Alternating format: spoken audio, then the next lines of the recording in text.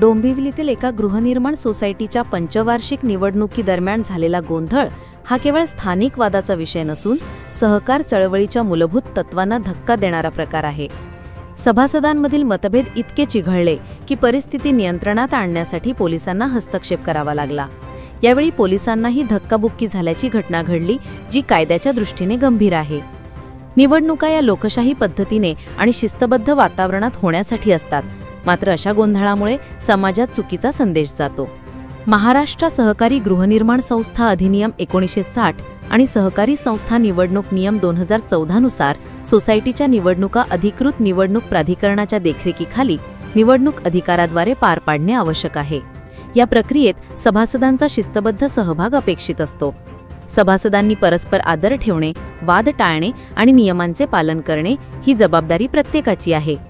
निवडणुकीदरम्यान मारहाण, धमकी किंवा सरकारी कर्मचाऱ्यांना अडथळा निर्माण करणे हे भारतीय दंड संहितेनुसार दंडनीय गुन्हे आहेत आणि अशा प्रसंगी पोलीस तक्रार नोंदवून कठोर कारवाई करू शकतात। गृहनिर्माण सोसायटी ही केवळ एक इमारत नसून ती एक छोटेखानी समाज व्यवस्था आहे।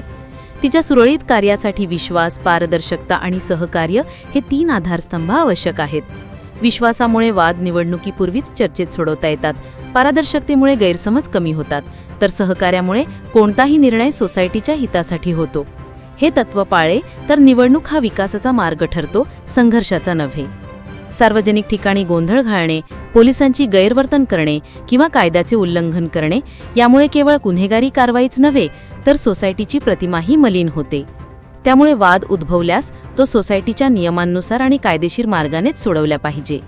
निवडणूक हा बदल आणि प्रगतीचा मार्ग आहे, त्यामुळे त्यात परस्पर आदर, संयम आणि संवादाची संस्कृती असली पाहिजे।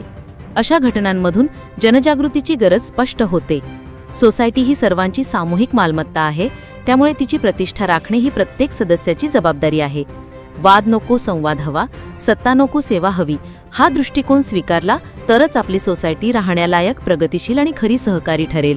सहकार टिकवणे म्हणजे केवळ कायद्याचे पालन करणे नव्हे तर परस्परांमध्ये विश्वास आणि एकोपाही वाढवणे आहे।